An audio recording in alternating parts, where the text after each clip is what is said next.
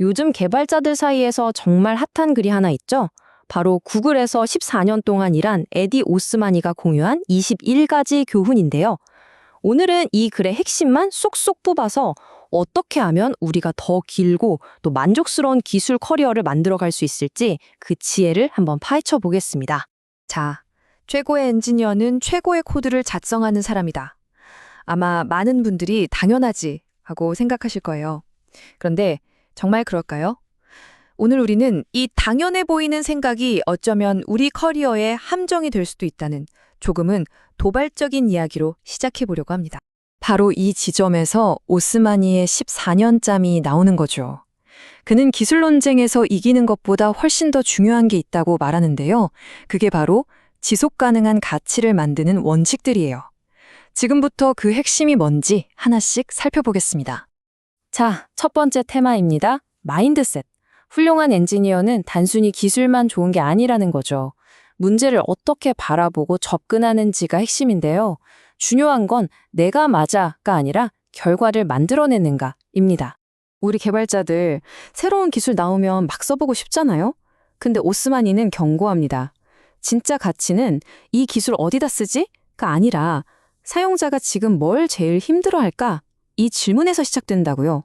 결국 모든 기술은 사용자의 문제를 풀기 위해 존재하는 거니까요. 이 두 가지 사이에서 우리가 고민할 때가 많죠. 논쟁에서 이기는 것, 그리고 프로젝트를 성공시키는 것. 기술적으로 내가 아무리 옳아도 그 과정에서 팀원들과 등을 돌리면 프로젝트는 결국 산으로 가요. 내가 옳다는 걸 증명하는 것보다 팀과 함께 더 나은 답을 찾아가는 게 훨씬 더 중요하다는 이야기입니다. 이 문장은 정말 마음속에 딱 새겨둬야 해요. 모든 기술적 논쟁에서 이기고도 프로젝트는 실패할 수 있다. 우리의 진짜 목표는 논쟁에서 이기는 게 아니라 프로젝트를 성공시키는 거잖아요. 결국 이 마인드셋은 그래서 내 에너지를 어디에 써야 하나? 이 질문으로 이어져요. 조직 개편이나 시장 변화처럼 내가 어떻게 할 수 없는 일에 신경 쓰는 건 그냥 에너지 낭비죠.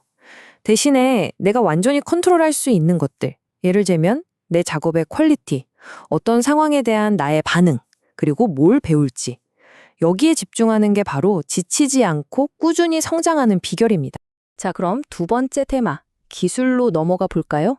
여기서는 코드를 잘 쓰는 법, 그리고 때로는 과감하게 코드를 쓰지 않는 법에 대한 좀 역설적으로 들릴 수도 있는데 아주 중요한 지혜에 대한 이야기예요. 와, 이 비유 정말 기가 막히지 않나요? 당신의 코드는 장애가 터진 새벽 2시에 그걸 들여다볼 누군가에게 보내는 전력 메모다. 남들이 보기에 막 현란한 코드가 똑똑해 보일 순 있어도 진짜 프로의 코드는 바로 이런 최악의 상황을 생각하고 짜여 있다는 거죠. 그러니까 명확함은 그냥 스타일이 아니라 리스크를 줄이는 핵심 전략인 겁니다. 이런 실용적인 관점은 우리가 새로운 기술을 볼 때도 생각해 볼 점이 많아요. 최신 기술, 물론 멋지죠. 근데 그걸 도입하는 순간 우리는 배워야 하는 비용, 그걸 아는 사람을 뽑아야 하는 비용, 문제 커졌을 때 정보가 없는 막막함 같은 일종의 기술 부채를 떠안게 돼요. 그러니까 정말 필요한 곳에만 똑똑하게 쓰고 나머지는 검증된 기술로 안정성을 챙기는 게 현명한 전략이라는 거죠. 이것도 진짜 역설적인데 뼈 때리는 말이죠. 가장 빠른 코드는 아예 실행되지 않는 코드다. 우리가 성능 개선한다고 막 캐시 넣고 병렬 처리 고민하기 전에 먼저 던져야 할 질문이 있어요. 근데 이 작업 꼭 해야 하나? 아예 안 하면 안 되나? 가장 큰 성능 향상은 불필요한 기능을 그냥 싹 드러내는 데서 나올 때가 많거든요. 바로 이 지점이 시니어와 주니어의 결정적인 차이를 만드는 것 같아요. 우리가 짜는 코드는 한 줄 한 줄이 다 미래 유지보수 비용, 즉 빚이거든요. 그렇기 때문에 진짜 뛰어난 엔지니어는 코드를 짜기 전에 만약 우리가 이걸 그냥 안 만들면 어떻게 되지? 이 질문을 정말 집요하게 던집니다. 자, 이제 시선을 좀 돌려볼까요? 세 번째 테마는 협업입니다. 엔지니어의 진짜 역량력은 혼자서 나오는 게 아니라 효과적인 협업과 소통을 통해서 몇 배로 커지거든요. 프로젝트가 왜 느려지는지 한번 까보면 진짜 재밌는 사실이 나와요. 보통은 기술이 부족하다, 사람이 부족하다 탓하기 쉬운데 대부분의 진짜 원인은 정렬 실패에 있습니다. 팀원들이 각자 다른 그림을 그리고 있을 때 속도가 난리가 없죠. 이럴 때 시니어의 진짜 역할은 코드를 더 빨리 치는 게 아니라 흩어져 있는 팀의 생각을 하나로 모으는 거예요. 그리고 팀으로 일한다는 건 좀 아프게 들릴 수도 있지만 이런 현실을 똑바로 봐야 한다는 뜻이기도 해요.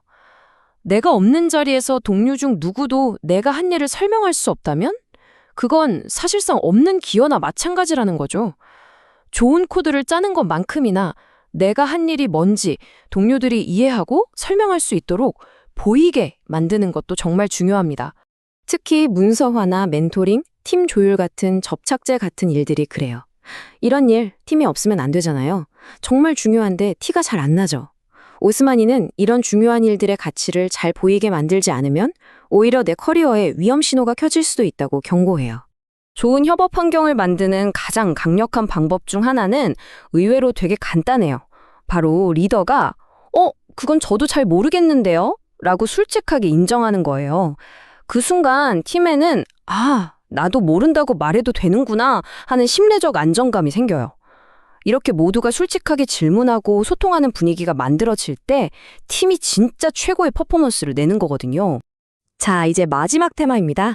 지금까지 나눈 교훈들을 쫙 모아서 이 기술 분야에서 오랫동안 그리고 보람있게 일하기 위한 장기적인 전략에 대해 이야기해 볼게요.